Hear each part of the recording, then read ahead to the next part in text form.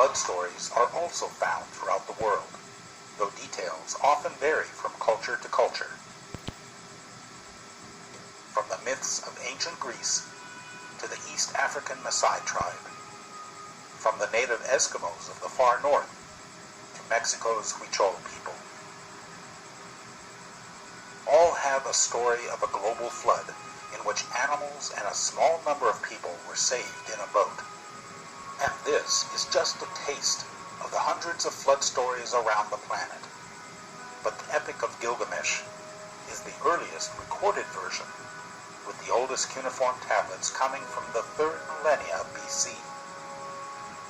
Though the details are clearly mythologized to reflect a belief in many gods, the major points of a global flood and a righteous man building a boat that carries people and animals and eventually lands on a high mountain all fit the biblical narrative and point to an actual catastrophic event. In 1974, coming down off the mountain, I was really struck with the idea that from this very mountain all the peoples of the earth came. And as they scattered out over the earth, they would carry with them the story of the flood and of the ark and of the God who caused the flood and of the sacrifices that Noah made to him. The people of China also have flood stories that fit the Bible's criteria.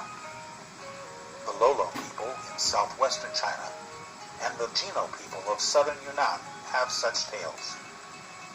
And the Lisu people of northwest Yunnan even add that the descendants of those who landed their boat on top of the mountain traveled different directions and became the ancestors of different races that populate the earth today.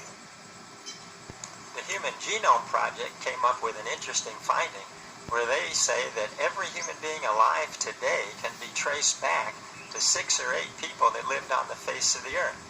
And that is very interesting because we do find history recorded that tells us about a great flood, a man named Noah, and that after that flood the whole world dispersed from one place. And this would explain why we find monotheistic beliefs all around the world, a belief in a creator sky god, and especially explains why the Chinese from the very beginning of their history would have worshipped that one true God by the name of Shangdi.